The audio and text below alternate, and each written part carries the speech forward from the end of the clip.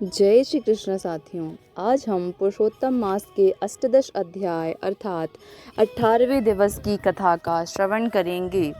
नारद जी बोले, हे तपोनिधि राजा दृढ़धनवा को वाल्मीकि जी ने इसके उपरांत क्या सुनाया, कृपया उस संपूर्ण वृतांत को मुझे सुनाइए। श्री नारायण बोले, दृढ़धनवा अपने पूर्व जन्म की यह कथा को सुनकर आश्चर्यचकित रह गए। उन्होंने महर्षि वाल्मीकि जी से प्रार्थना की, हे ब्राह्मण, आपके वचन अमृत के समान मीठे हैं, जिसको सुनकर मन ही नहीं भरता। कृपया आगे का चरित्र भी सुनाइए।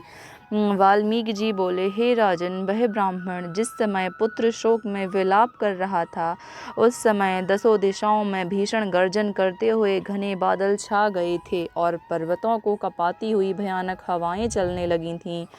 मेघ गर्जना से दिशाएं कांपने लगी थीं। 1 मास तक निरंतर वर्षा की झड़ी लगी रही और धरती पर पानी ही पानी हो गया। किंतु पुत्र शोक में व्याकुल वह ब्राह्मण सुदेव कुछ न जान सका। वह पूरे महीने अन्न जल त्याग कर हा पुत्र पुकारता रहा। इस प्रकार निराहार रहकर प्रभु का ध्यान और पुत्र का विलाप करते हुए उसका पूरा महीना बीत गया। ब्राह्मण सुदेव तो दीन दुनिया को भुलाकर पुत्र शोक में निराहार और निर्जल रहा था, परंतु भगवान श्री कृष्ण का परम प्रिय पुरुषोत्तम मास था। वह महीना ब्राह्मण को इसका ज्ञान न था, तब भी भगवान के स्मरण और कीर्तन करते रहने से पुरुषोत्तम मास का व्रत और सेवा हो गई।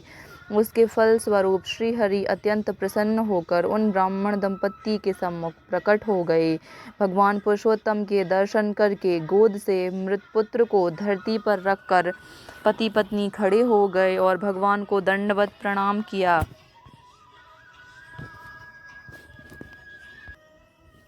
ब्राह्मण सुदेव तो दीन दुनिया को भुलाकर पुत्र शोक में निराहार और निर्जल रहा था, परंतु भगवान श्री कृष्ण का परम प्रिय पुरुषोत्तम मास था। वह महीना ब्राह्मण को इसका ज्ञान न था, तब भी भगवान के स्मरण और कीर्तन करते रहने से पुरुषोत्तम मास का व्रत और सेवा हो गई। उसके फल स्वरूप श्री हरि अत्यंत प्रसन्न होकर उन ब्राह्मण दंपत्ति के सम्मुख प्रकट हो गए। भगवान पुरुषोत्तम के दर्शन करके गोद से मृत पुत्र को धरती पर रखकर पति पत्नी खड़े हो गए और भगवान को दंडवत प्रणाम किया। भगवान को दंडवत प्रणाम करने के पश्चात ब्राह्मण सुदेव ने हाथ जोड़कर भगवान श्री कृष्ण से कहा, हे प्रभु, आप ही हमारा एकमात्र सहारा और आधार हैं।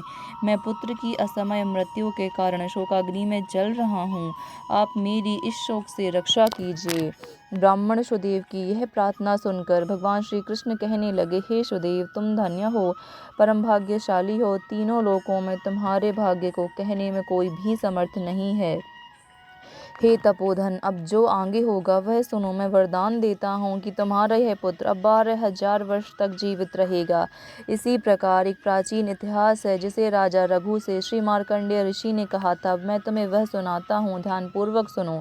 श्री नारायण जी बोले, अत्यंत प्राचीन काल में धनुर्नाम नामक एक महान तपस्वी थे। उन्होंने संसारी मनुष्य को पुत्र संबंधी मानसिक दुख से दुखित होते देखा। तब इससे उनका मन अत्यंत दुखी हुआ। तब वह विचारने लगे कि मुझे अमर पुत्र लाभ हो, और इसलिए उन्होंने 1000 वर्ष तक कठोर तप किया। तब देवताओं ने आकर धनु से कहा, हे मुनीश्वर, हम तुम्हारे तप से प्रसन्न हैं, तुम्हारा कल्याण हो, जो इच्छा हो वर मांगो। देवताओं के इस प्रकार के वचन सुनकर महर्षि धनुर्नाम ने कहा, आप मुझे अमर और बुद्धिमान पुत्र दीजिए। सब देवताओं ने कहा, ऐसा भी पृथ्वी पर तो नहीं हो सकता। तब ऋषि ने कहा, निमित्तायु वाला ही पुत्र दे दीजिए प्रभु। तो देवता बोले, निमित्तायु किसे कहते हैं? मुनि बोले, यह जो सामने सबसे बड़ा पर्वत खड़ा हुआ है, यह जब तक है तब तक मेरा पुत्र जीवित रहे। तब देवता ऐसा ही हो, ऐसा ही हो, यह वरदान देकर स्वर्ग की ओर चले गए। देवताओं के वरदान से महर्षि धनुर्नाम ने समय आने पर अत्यंत सुंदर पुत्र प्राप्त किया।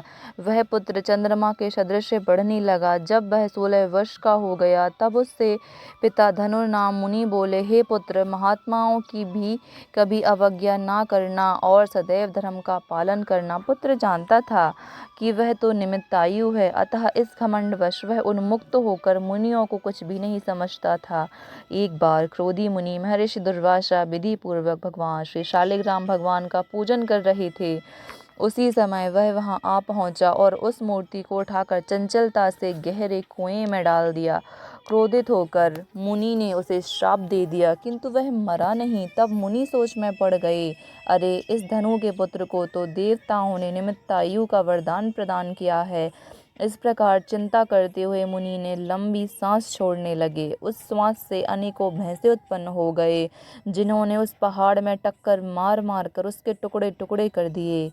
पहाड़ के खंड खंड होते ही मुनि का धनुर्नाम नामक वह दुर्मद पुत्र भी मर गया। महर्षि धनुर्नाम अपने मरे पुत्र को देखकर रोने लगे और उनके शरीर को लेकर अग्नि प्रज्वलित कर उसमें पुत्र के साथ भस्म हो गए। यह कथा सुनाने के पश्चात भगवान श्री कृष्ण ने सुदेव से आगे कहा, हे सुदेव, परंतु बड़ी आयु पाकर भी तुम्हारा पुत्र वैसा नहीं होगा। यह पुत्र तुम्हें गरुड़ ने प्रदान किया है। ऐसा पुत्र पाने से तुम इस संसार में प्रशंसनीय होगे। मैंने तुम्हारे इस पुत्र को पुरुषोत्तम मास के व्रत से प्रसन्न होकर बड़ी उम्र का बना दिया है। गृहस्थ धर्म का पूर्ण सुख भोग कर तुम ब्रह्मलोक में जाओगे और वहाँ भी सुखी रहोगे। इस प्रकार वहाँ 1000 देवताओं के वर्ष तक सुख भोगने के बाद पृथ्वी पर जब तुम्हारा जन्म होगा, जहाँ चक्रवर्ती राजा बनोगे, दृढ़धनवा नामक राजा बनकर तुम अनेकों अनेक सुख समृद्धि, सेना और निष्कंटक राज्य